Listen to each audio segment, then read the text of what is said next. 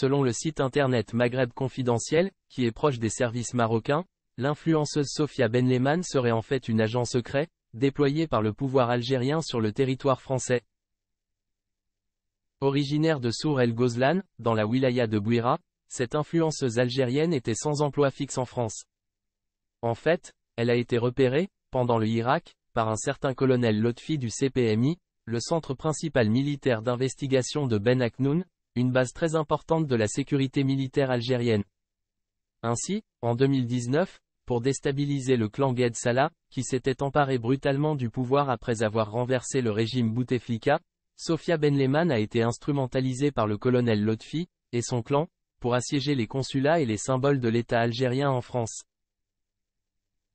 Plus précisément, elle a infiltré les militants du Irak à Lyon, l'une des grandes villes françaises accueillant une grande communauté algérienne.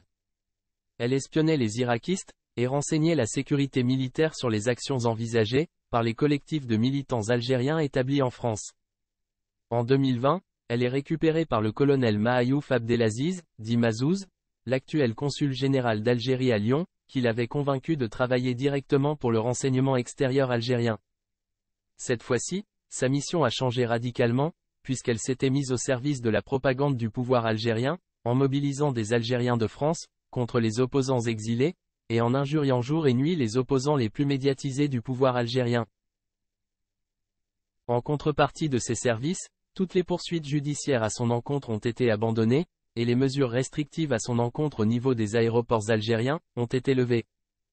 De plus, ses dettes bancaires ont été payées, et une aide financière de 1 500 € par mois lui a été versée.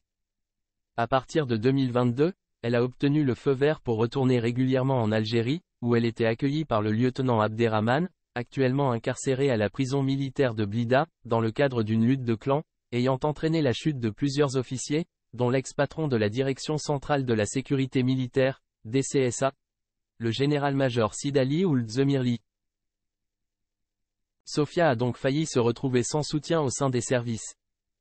Toutefois, les nouveaux décideurs du renseignement extérieur ont décidé de l'utiliser pour renforcer la propagande anti-marocaine en France. Cependant, il semble qu'après le scandale de ses propos racistes en Côte d'Ivoire, Sophia soit devenue un relais totalement discrédité, qui cause davantage de dégâts pour le pouvoir algérien, que de bénéfices.